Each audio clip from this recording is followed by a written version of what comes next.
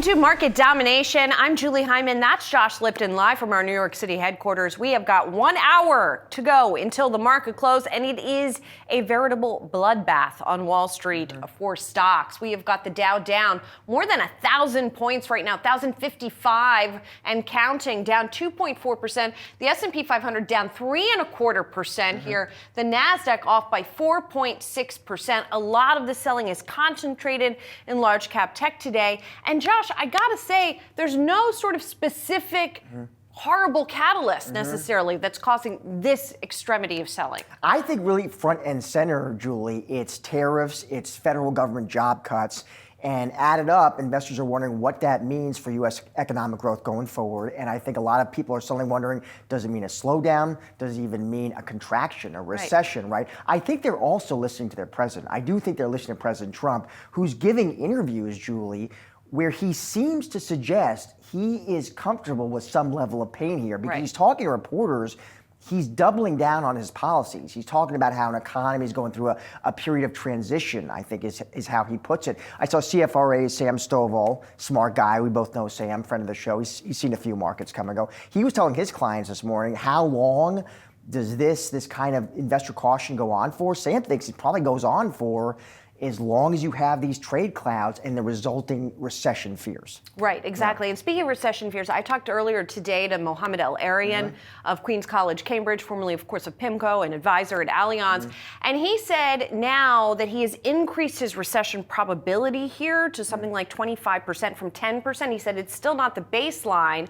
And he says you still could eventually get a positive economic outcome from the Trump policies. But he says if the economy slows to a stall rate of, say, 1% or so, that's when it starts to look like it's not worth it to do the tariffs and some of the other policies of this administration. So investors are trying to weigh all this stuff and trying to figure out what's going to happen. We got to look at some of the other assets, too, to see what's going on. We're going to talk with Kelsey Barra of JP Morgan in just a moment about this. Even as we got big selling in stocks, we got big buying in the bond market. The 10-year yield going down to 4.22%, the yield down 9 basis points today. That basically means there's buying of treasuries pushing down those yields.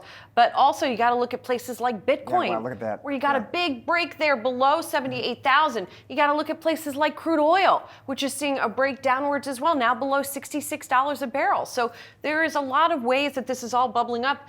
Gold not catching a bid today, interestingly enough. People are not going there for safety. And by the way, I'll just mention Congress only has about 4 days until a potential government shutdown. No biggie. You don't have enough going on. Can we look at one more thing here while we're talking? We have to look at the selling that's happening in large cap tech today. You've got all of the Magnificent Seven lower, and most of them have wiped out or are close to wiping out their post-election gains. We're going to talk about that later today.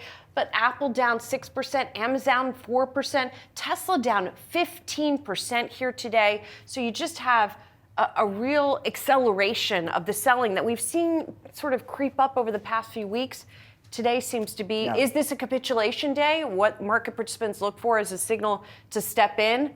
We'll see. Yeah, you see, I mean, what's really was leading here to the downside was it was tech, it was financial, it was those cyclicals, it was those economically sensitive sectors, which would suggest to you that, yes, that's what is spooking the market, is the economy. And financials, consumer discretionary, tech, consumer discretionary financials. There it is, All right, well, let's get right to Kelsey Barra, JP Morgan Asset Management Fixed Income Portfolio Manager. Kelsey, it is great to see you. We look to you for guidance there, Kelsey, today. You know, obviously investors, they seem to have now these worries about the U.S. economy. They're worried potentially about a slowdown, maybe even a recession. Are you and the very smart people you work with, are you seeing that in the data?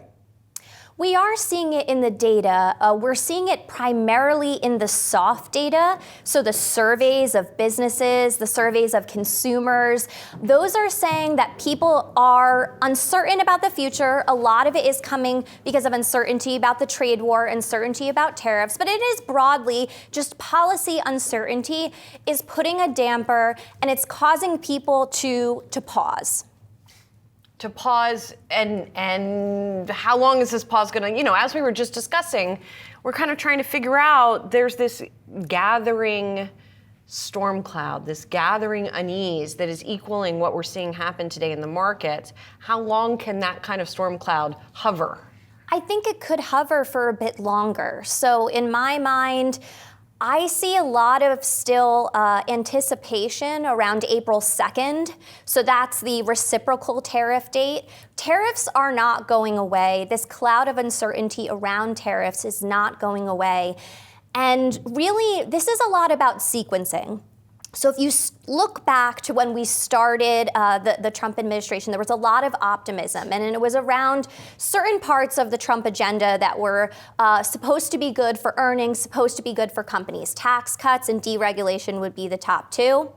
And there wasn't a lot of concern about the other things that Trump was talking about even back then, but it wasn't front and center. It was the trade war, and it was spending cuts, government job cuts. What's happened is that the order in which the Trump administration has chosen to address these, the sequencing of that has been to do the painful stuff first, and then hopefully soften the blow later with things like tax cuts, with things like deregulation. So I would say the storm clouds have not dissipated, but what I will say is this is a great day if you're trying to look at an example where diversification in a portfolio really works. So you see the stock market down 2 to 3%. Bonds in your portfolio, high quality bonds in a portfolio, are up 1% today. And so this is when diversification really matters to make sure that people are staying invested even through periods that are volatile. Mm-hmm. Can I ask you, is the Trump put still in place? Because when you say the tariff talk isn't going away, one idea out there, which we heard from smart strategists, was there's only so much red on the screen the president is going to be comfortable with. At some point, he's going to look at this and say, we got to reverse course, got to reverse policies. There may be some point. I don't think we're there yet. And the mitigating factor for the administration is the fact that bond yields are moving lower, which does in a way offset some of the pain, not all of the pain, from stock markets coming down. So there essentially are two objectives that the administration wants. They do want to see the stock market higher. That's obviously a sign of American exceptionalism, something that is important to the administration. But on the other side, they've also been looking for lower borrowing rates. Which Besson highlights repeatedly, emphasizes. Exactly. Yeah. Exactly. And to get lower borrowing rates, the way that that's happening right now is through lower expectations for growth in the future. So there's a bit of a paradox. There's a bit of a push and pull. But I do think the way Scott Bessent framed it was interesting in terms of a period of detox where the economy is transitioning. Or a period of transition, is it? Transition, detox from being reliant on government spending to re-leveraging the private sector. And to do that, it may not be a smooth ride. And it might not work. I mean, there's this assumption that that's a worthy goal, that we'll get there, that there'll be pain in the meantime. What happens if there's all this pain that's happening and that transition isn't successful? Yeah, so there is some good news. As a bond investor, the one thing that we haven't discussed but is key to our markets is the Federal Reserve. And the Federal Reserve still has a fair bit of ammunition to help support the economy here. They've cut 100 basis points from 5 3/8 to 4 3/8. They still have a lot of scope and willingness to cut rates further to help support the economy. So there is another backstop in the room. It does come from the Fed. But can they do that if there's stagflation? I think they can, so long as inflation expectations remain well anchored, which is another way to say, as long as people don't expect the price increases from tariffs to be persistent, so the price level increases is going to persist. But in terms of this happens one that's not going to happen one after another, then that's something that the Fed will be able to look through and focus more on the downside risks to growth. Well explained. Although I know a lot of people focus on the level because they're paying those higher prices in a persistent way. Yes, definitely. Kelsey, thank you so much for coming in. Appreciate it. Well, let's get it out to Jared Blickery now for a look at some of today's market action as stocks are sinking ahead of the closing bell. What are you seeing, Jared? Yes, we've got some pretty bad comparisons here. For the S&P 500, the NASDAQ 100, and the NASDAQ Composite, which you see on your screen there, we're having the worst day, and with the NASDAQ Composite down almost 5% since I believe, September, November of 2022. You have to go back a pretty far way, a couple of years there. And this is the lowest price in the NASDAQ since last September. So we're just, we're giving back lots of gains here. If you take a look at the S&P 500, it's going to be a pretty similar story. That's the same comp. And also looking at the lowest levels since September. Russell 2000, actually not that it's a bastion of strength here, but it's doing relatively better than some of the other markets. That's down only 3%. But let's take a look at the bond market here, and then we'll take a look at some volatility. The 10-year T-note yield, that is down 10 basis points. That's a pretty big drop for the 10-year. And then also checking in on the dollar. The dollar is actually moving up today, and that's kind of a reversal. I think it was down the previous 5 or 6 days, going back to last week. So I promise volatility. We are now looking at the highest levels. Let me put this on an intraday basis because we are actually above those December 18th levels that we saw with that hawkish surprise at the Federal Reserve. So we are now looking at the highest levels since Yen-mageddon, and that was in August of last year. So volatility also creeping higher. And as I was making the case over the last few days, volatility has been ratcheting higher. It hasn't spiked higher, and that just tells me that there might be more in the can. So we'll have to see. You kind of want that volatility to capitulate to the upside, and that usually coincides with your momentum low. I'm going to leave us on a heat map here, just taking a look at the sector action one more time. XLK leading the pack down 5%. Guys. Thank you so much, Jared. Appreciate it. We are just getting started here on Market Domination. Coming up all week long, we'll be providing in-depth coverage and interviews with leading Wall Street experts from S&P Global's annual CERAWeek Energy Conference. On the other side of the break, I'll speak with NextEra Energy CEO John Ketchum. You don't want to miss that. Stick around. Much more Market Domination still to come.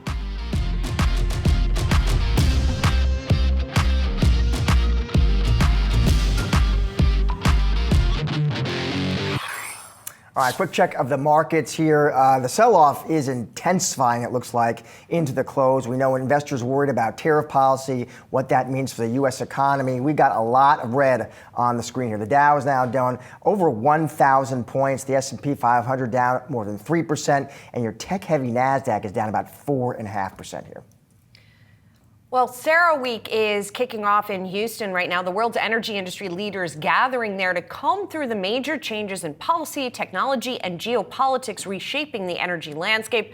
Joining us now to look under the hood on energy changes amid the AI boom, we've got NextEra CEO John Ketchum joining us from the conference. John, thank you so much for being here. I should point out, by the way, amidst this big sell-off today, some of the utilities are catching a bid. NextEra among them. I just checked your shares up about 3% right now. But you guys have also seen your stock increase this year. You said today at the conference you expect power demand to surge by 55% over the next 20 years, which is a huge increase. And you talked about needing all types of power generation to get there. So I guess I would ask, first of all, are we going to be able to meet that increase in demand, and how? We are, and it's like you said, it's going to take all forms of energy in order to get there. And a company like NextEra, we're in all forms of energy. We are the leading gas-fired generator in the United States. We're the 7th largest nuclear developer and operator in the world. We're the world's leader in renewables, and we are prepared to deliver all types of generation sources to our customers, but it's going to take all forms of energy to meet that demand. We've never seen demand like this in our industry, in our history, and to think about 6-fold increase over the next 20 years, that's substantial. It is substantial. I would ask then, not only in terms of power generation, but is the grid going to be able to deliver the power that the industry is able to generate? I mean, what kind of updates are going to be needed there? It is. We've got to be really smart about where we locate and where we site new generation alternatives. And that's one thing that our company is very used to doing. We are a data science-oriented organization that delivers electricity. We've designed a product called TerraGrid that helps us identify for our customers where the best and lowest cost points are to interconnect into the grid, and we're the most efficient transmission solutions can come into play in order to free up additional generation options for our customers. I want to ask you about other sources of energy as well, because Energy Secretary Chris Wright is there at the conference, and today he said that the U.S. is going to execute a 180-degree pivot on energy policy. He said, quote, that will include a truly honest assessment of climate change. This new administration, what effect is this going to have on solar and wind energy policy in particular, which you guys also generate? Yeah, we are going to need all the above generation sources, as I said at the top, and it's going to require wind, solar, battery storage, gas-fired generation, and nuclear-fired generation as well. But there's a difference in terms of the timing that those different sources can be brought to market and the cost associated with those alternatives as well. And let me give you an example. Gas-fired generation, nobody's built more gas-fired generation in this country in the last 20 years than NextEra Energy, but we know how long it takes to build and how much it costs. And what's happening is that there's been a huge increase in the demand for gas-fired generation, which has really pushed the cost up of gas turbines and the availability of gas turbines and the labor required to build them. So if you think about the labor sources that are required to build complex infrastructure like a gas-fired generation facility, we're competing with data centers, with semiconductor chip manufacturing, with the electrification of industry, with LNG terminals, with oil and gas refineries. And when you combine that shortage of turbines together with the higher cost to build because of labor inflation, gas-fired generation is now 3 times more expensive than it was just 18 or 24 months ago. We see that in our own fleet. Our last gas-fired plant was taken commercial in 2022 at $785 a kW. That same plant today costs $2,400 a kW. So, and it comes in later, 2030 or beyond, and the nuclear's 2035 or beyond that.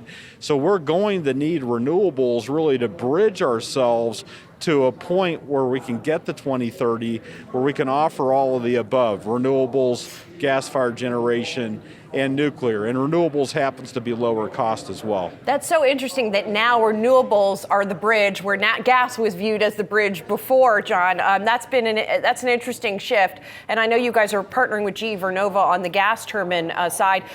But what you're speaking to also speaks to the affordability issue, right? You guys also own Florida Power and Light, big utility down there in Florida. I was looking at electricity rates in the sort of metropolitan Miami, Fort Lauderdale area. Like everywhere in the U.S., they've been going up over the past few years.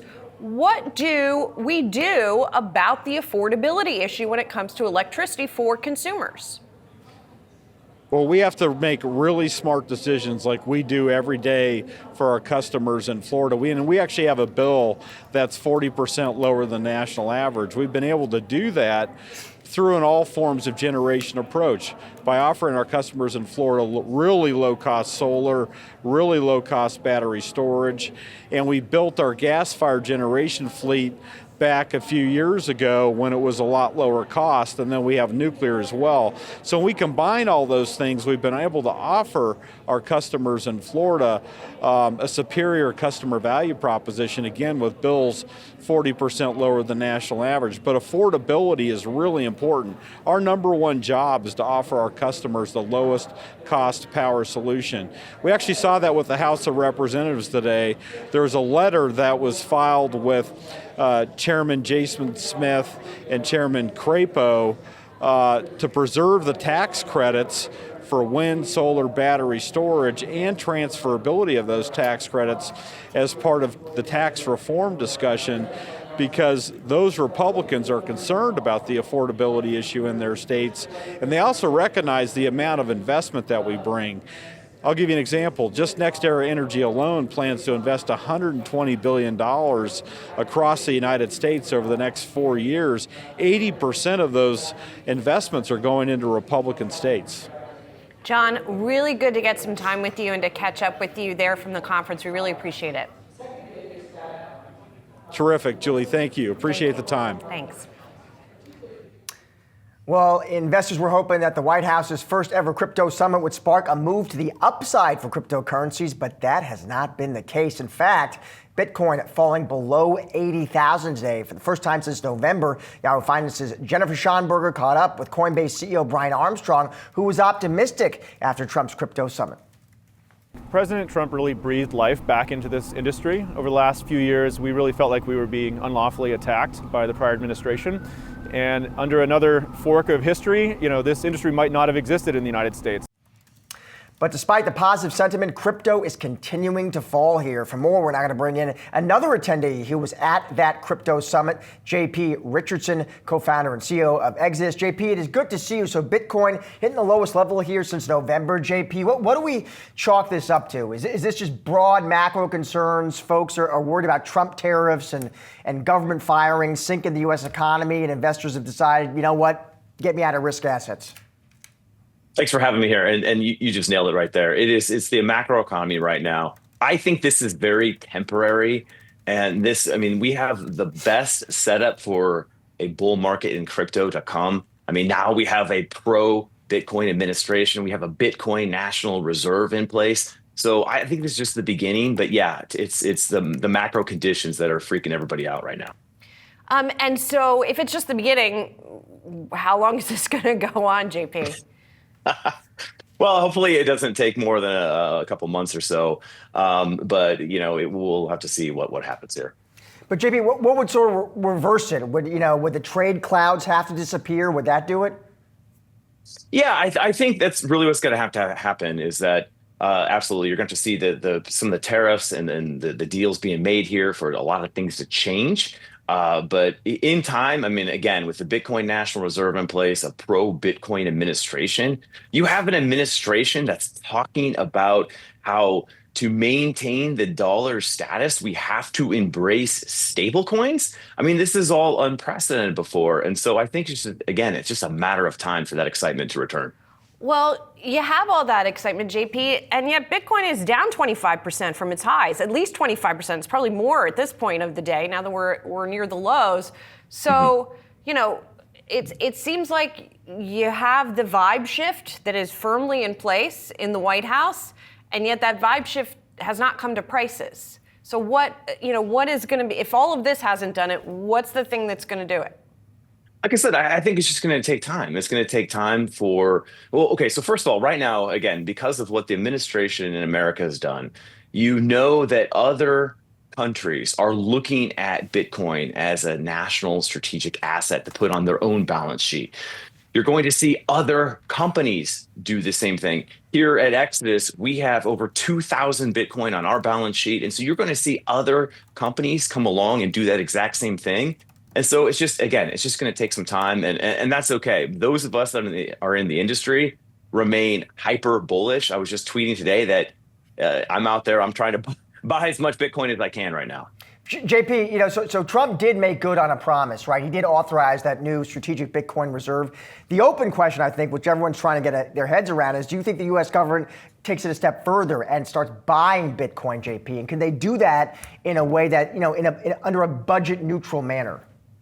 Yeah, I think they absolutely can. I think just creating the reserve was the beginning, right? Promises made, promises kept. And so, yes, absolutely. Then I think eventually they can start buying. And again, I'm really happy to see that it was done in a budget neutral way. So this way, the American taxpayer does not have to bear the burden of the cost. And so you could see something as simple as, maybe the gold that's in Fort Knox, right? That's marked at $40 an ounce. That hasn't had a repricing since the early 70s. You can imagine a world where they take, say, 5% of the gold in Fort Knox and buy Bitcoin. And so there's other strategies that I think that can be employed to acquire more Bitcoin, but it remains to be seen what the administration will actually do yet. JP, thank you. Appreciate it. Thank you.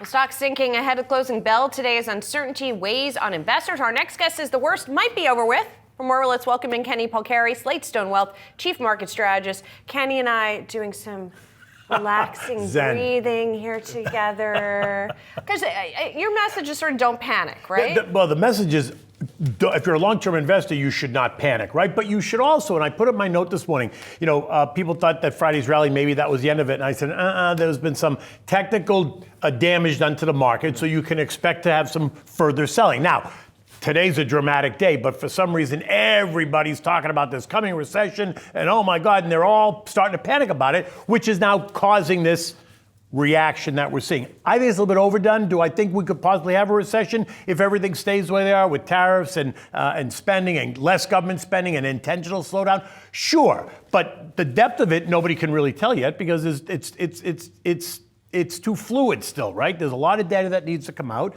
and there's a lot of policy that needs to happen. So while I understand that people are nervous, a day like today almost feels like, it's capitulation. Like you said it, where everyone's just saying, get me out. And usually that signals the bottom. When they start screaming and yelling, get me out, get me out, get me out, that's typically the bottom. And I'm not saying today is, but it does feel like we're probably closer to the bottom than not.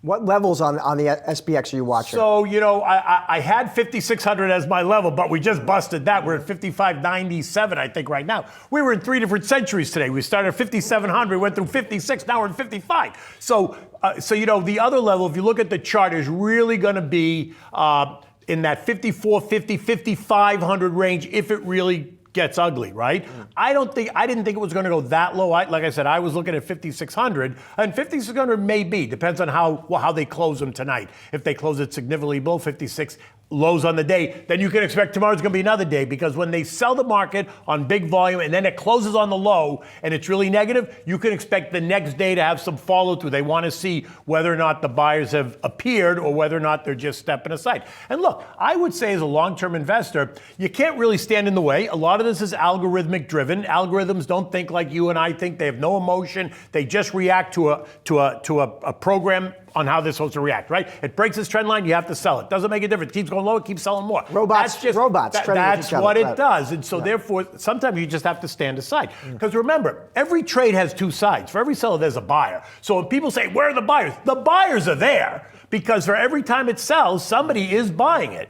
But the buyers are going to take advantage of this panic, right? The buyers are clearly going lower just to measure the panic. Right, and how low they can get. How low they can go. This period reminds me a little bit, I mean, you and I have been doing this for a while. It reminds me a little bit of like periods of austerity in other countries, right? Particularly in various European countries where they've gone through these periods where they say, we're going to ratchet back, you need this medicine. Right. And that seems to be the message that the president and his advisors are putting out right now. You need this medicine. Right.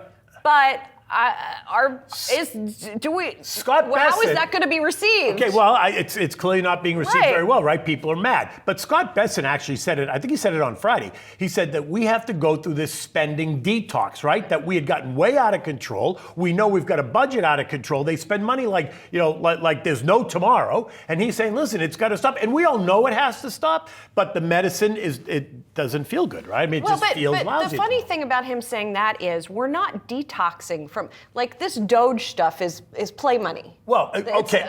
We're not really detoxing. Well, but there is a plan and conversation, but we have to pull back spending. So what's that really going to look like, right? Separate from Doge, right? Right. But, and so is it going to necessarily be as bad as what the market is kind of telling you today? I don't think so, which is why I always say, don't go lighting your hair on fire. Yes, is it uncomfortable right now? Sure, it's uncomfortable. Do I wish the market was going up? Of course I do. But once this kind of readjusts, and it will, then that'll be the opportunity. What's interesting too, Kenny, is the way if the administration is responsible for all this red today and just sort of this roller coaster tariff talk, if it's not due to some great imbalance in the economy, they could also reverse it. They clearly could. I think a lot of it is one day the tariffs are off, next day they're on, then they're off, then they're on. It's that uncertainty. It's that scattershot. That's right. And the market hates the uncertainty. Yeah. It doesn't mind if there's bad news because then it can react to the bad news and price accordingly. But when you don't really know, it's bad news, it's good news, it's bad news, it's good news, then the path of least resistance is always lower. And we keep getting these dates yes. to look out for, right? We've got the steel and aluminum tariffs going into effect on Wednesday. Right. Then we've got April 2nd to look ahead to potential reciprocal tariffs, right? So, Right. So there's no sort of stability. Well, not yet. Now, we may start to see stability. Maybe one of the grown-ups in the room is going to say, "Okay, you got to stop this, right? We have to have some clarity on it." Who are the grown-ups? Well, I don't know. I guess we're going to see if anybody stands up. I don't know who I mean, they all seem to be on the same. They're singing from the same hymnal right now. No, apparently they are. Yes. But if it gets really ugly, maybe some of them will say, whoa, slow down. Maybe they will. We'll see. All right. Thanks, Kenny. Appreciate it. Pleasure. And you can be sure to tune in every Wednesday at noon Eastern to the Yahoo Finance podcast, Trader Talk. It's hosted by the one and only Kenny Pelcari. You can scan the QR code below to stay up to date with the latest content. And here's a look at the latest episode. We all want to see the conflict come to an end because no side has the wherewithal to prevail, and you see young men are dying on both sides, and we want that to end. Right. You want the deal to happen, and I think you want to make sure, though, that we haven't given up too much of the moral high ground and the message there. And that's, I think, what's been really frightening for some of our European friends is to see this change in tone from President Trump. And I think if there's a silver lining to it, as we know, it's that he's trying to deal make. If there's an art of the deal to be had there, maybe he's trying to give something to get Putin to the table and show that maybe Putin isn't a serious negotiator in the end. The problem, though, is it's really panicking our friends and allies that we're about to, in their minds, pull the rug out from under the Ukrainians. Time for some of today's trending tickers. Shares of Alphabet are dropping. President Trump's Justice Department is asking a federal judge to force a sell-off of Alphabet's Chrome browser. For more, we're bringing in Yahoo Finance senior legal reporter Alexis Keenan. Of course, this is a continuation of an action that the Biden administration had taken, right?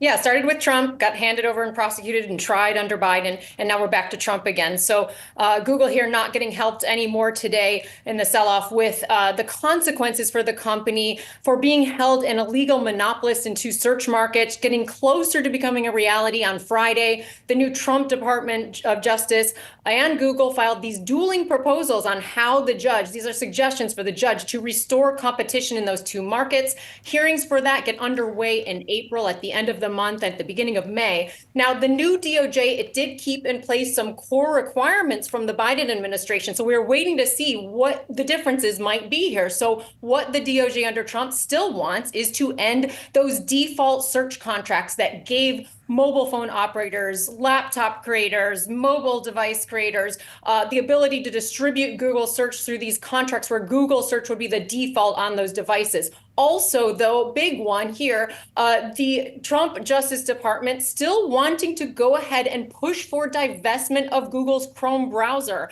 That is also in addition to forcing Google to share some search data. What has changed, though, between these two administrations, Julie, is that the DOJ has dropped a request for Google to divest its investments in AI companies, instead opting for a notice requirement where Google would have to put on the table its proposed AI acquisitions and then let federal officials know about that. Also changing, not asking Google to divest Android. Now, the Biden administration had wanted to make this contingent that Google be required to divest Android if it kind of didn't play by the rules that the department was planning on setting out. Also, there's one more requirement in there. It's kind of an alteration of what the Biden administration has set forth. Now with the Trump's DOJ wanting to force Google to change the way it syndicates ads. There were some caps that Google had on the way that third parties would run those text ads that you see and other ads on their websites, and kind of getting a little bit softer touch there, wanting to just have more transparency in that process.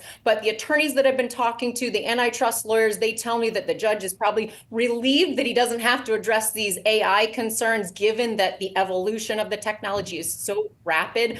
But here's the other kicker. Both sides can appeal every part of this case. That means the fundamental decision that came out of the district court, the federal district court in DC, and also the remedies. So no matter what happens, this is going to continue on for quite some time. Yeah, I bet there were some investors who thought, you know what, new administration, maybe this case could just kind of go away, but doesn't sound like it. Thank you, Alexis. Appreciate it.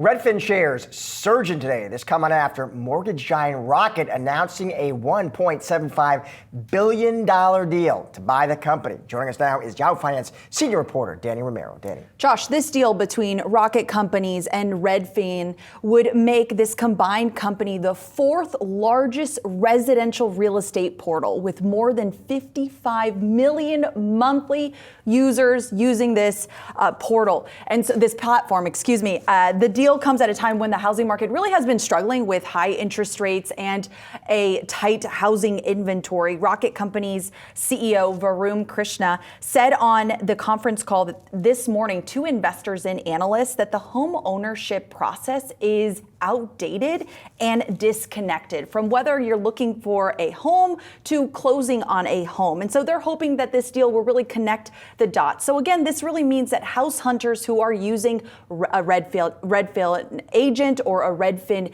database could be referred to Rocket for a mortgage or a title service. And so according to this deal, the current Rocket shareholders will own about 95% of the combined company, while Redfin shareholders will own about 5%.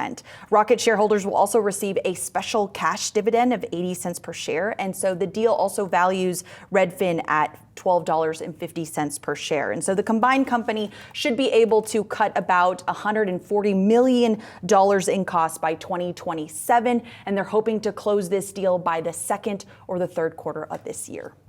Danny, thank you. Appreciate it. And let's get to shares of Novo Nordisk. They are sliding. The Danish drug maker is sharing new data on its next-generation GLP-1 drug, but showing roughly the same weight loss results as the company's current drugs. Joining us now, Yahoo Finance senior health reporter Anjali Kamlani. Investors are all about what have you done for me lately, and so they were looking for the next thing. They were looking for the next thing and not a me too, right? And so this is what that ends up being. The CagriSema, the drug that is a combined of semaglutide, which is the current drugs like Ozempic and Wegovy, plus another compound added to that, is something that the company has already tested in non-diabetic obese patients and got 22%. They revealed that in December. And then now we got the upgrade for the diabetic patients, and that's about 15%, which is right in line with the semaglutide drug. So this is disappointing Wall Street. You saw on your screen just now, the stock down more than 8%. That's been consistent throughout the day. And that is a result of the questions about whether or not this is worth bringing to market. If it's just more of the same. Lilly is also a competitor for this because Lilly's percentage has been much higher in the 20s. While it did reach that for the non-diabetic patients, that's Novo Nordisk, they didn't quite beat Lilly in any way. And so the question the market has now is, do we need a 25% or more weight loss drug? Is it possible? And whether or not the manufacturing burden for that is going to even be necessary. That's a lot of the analyst notes we got from today, questioning whether or not, even with that Catalent deal, does Novo have the firepower to be able to bring that more complex product to market? So it's basically going to rest on the company. They have already said they plan to file with the FDA early next year. So we'll see if they continue to do so. When you talk about that manufacturing burden for this next-gen GLP-1, what is that? What explains that? So currently the way that the drugs are manufactured, they have the injectable pens, and it's a single compound that goes into them because it's a two sort of key formula drug. Yeah. It requires two chambers in the injectable. And so that is a question that one of the analysts really raised was, it's a more complex manufacturing process with already the sort of lag that we've seen with semaglutide and Novo. Do they have it in them to add this to the list? Because they're already going to struggle to bring semaglutide globally. That is already the lag for both Lilly and Novo. Interesting. Anj, thank you so much. Appreciate it. Let's do a quick check of the markets here. Stocks continue to slump heading into the closing bell. The NASDAQ right now on track for its worst day since 2022, down by more than 4%. The Dow off 2%, the S&P down 2.8%. I was just looking at some research from Jonathan Krinsky, he's the technical strategist over at BTIG. He said 5,600 should now be support for the S&P 500, and he says as for the NASDAQ 100, this feels like a final washout more than the start of something new. We shall see. All right, coming up, another price target cut on Tesla as shares riding lower again today. We're going to check in on our top call of the day when market domination returns.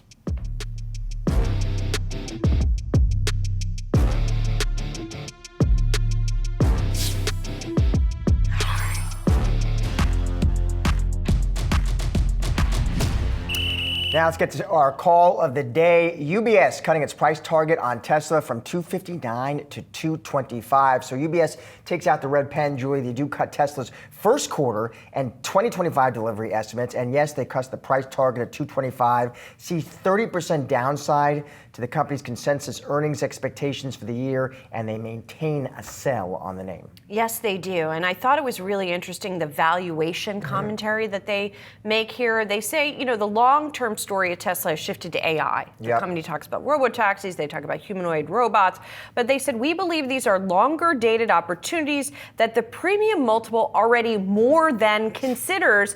Joseph Spock over there says the stock is trading at 90 times price to earnings on the consensus earnings estimates for this year. He says, we believe that that is too high. Stock also pressure, we should mention, by these headlines that shipments in China fell 49% from last year in February, lowest level in almost 3 years. Tesla, by the way, expected to report results, it looks like April 22nd. Joining us now with more on today's accelerating tech sell-off is Sylvia Jablonski, Defiance ETF's CEO and CIO. Sylvia, it's good to see you. So I'm just looking here at the XLK.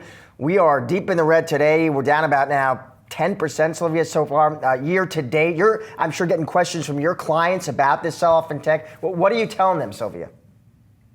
Oh gosh, it feels like 2022 again, doesn't it? I think, you know, what I've been telling my clients is actually that, you know, this certainly isn't pleasant, right? And tariffs came before tax cuts, and a lot of the tailwinds that we, you know, hoped would propel the market into first quarter, I think are going to kind of be put off. And we're starting with the hard stuff first. And, you know, there's a lot of uncertainty around tariffs, but putting everything to the side, you know, I don't think that we're in a recession or headed into a recession anytime soon. You look at the jobs numbers were pretty good. Consumer sentiment has weakened, but that doesn't mean, because the consumer is upset, doesn't mean that it necessarily shows up in the data right away. That takes some, you know, time to kind of pick up those decays and whatnot. And, you know, Julie mentioned earlier, you had Mr. Krinsky coming out, you know, we're starting to breach some technical levels here. And you have to think that there's a tactical bounce, you know, in our near future here, if not even, you know, if not next week or tomorrow, I would assume soon. So what I tell investors is long-term view, focus, buy on the dip.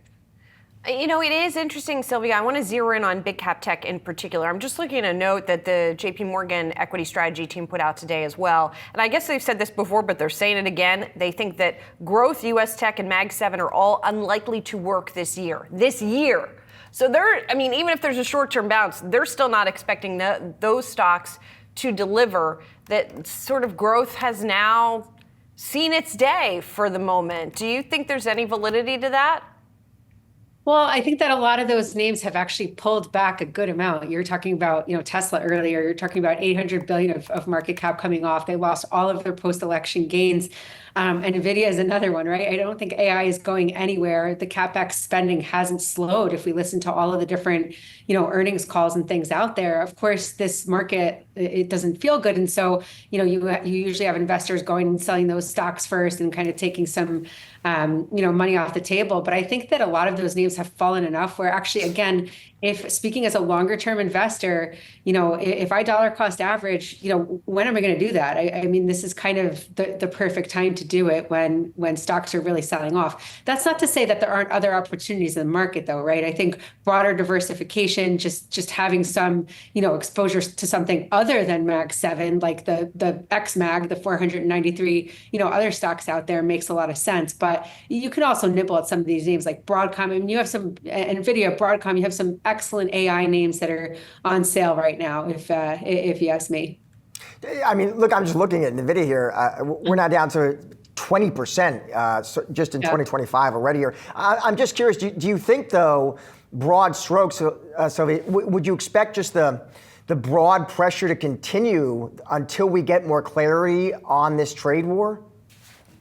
I would agree with that statement. I think that there's going to be some broad pressure on the market, and particularly broad pressure on the Mag 7 stocks, you know. But again, like the other good side of that is that some of these earnings expectations have come down. There's been a little bit of a reset here with Mag 7, right? They've fallen off of their kind of like perfect pedestal and do no wrong on earnings announcements. And I think what happens with that is that investors then reset expectations and they're kind of more willing to go into those names actually.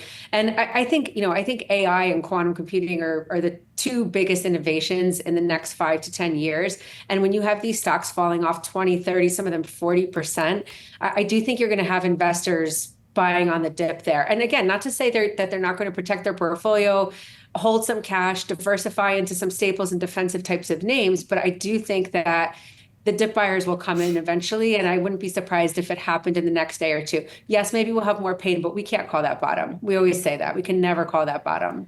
No, it's a difficult thing to do, Sylvia. At the same time, you're not the first person to come on today and say, take a deep breath here. If you're a long-term investor, you should not be panicking in these markets. But I would ask what you are most worried about, where you do think the biggest risk resides here for this market. That's a great question. I do think that undoubtedly there is risk with these tariffs, right? So it's going to take time to see how that actually impacts the economy. Geopolitics is another one. Some of these situations that we have going on, whether it's Russia, Ukraine, or even the future of the Middle East, we don't know how that's going to play out into markets. But I think in the shorter term, the biggest risk for me is just tariffs and where we land with that. The market does not like that uncertainty. The upside of that, though, is that the thesis here is that all of these, jobs in manufacturing are going to come back into the U.S. and that's going to help real wages. That's going to increase jobs. That's going to, increase GDP and things like this. But all of that takes time. So we just have to see kind of like what the timing is on all of the data and all of these things kind of happening at once. I do think we need a Trump put or a Fed put or a tax cut. The market needs something positive, and I don't even think it's going to be inflation being directionally good anymore. I think it's bigger than that. So it's waiting for positive sentiment, and that's the tough thing to wait for. Yes, especially since we have no idea if that's coming or not. Sylvia, thanks a lot. Appreciate it. Thanks, Julie. Well, let's do a quick check of the markets to see how things are shaping up just a few minutes away from the closing bell here. We are seeing a very tiny abatement of the selling. I mean, the NASDAQ at its lows was down well more than 4%. Now it's down a little less than 4%. But to be sure, this is still a very deep sell-off. The S&P off 2.6%, and the Dow at its depths of the day was down about 1,100 points. Right now down just about 860. While we are wrapping up today's market domination, don't go anywhere. We've got you covered with all the action following the closing bell. Stay tuned for Market Domination Overtime.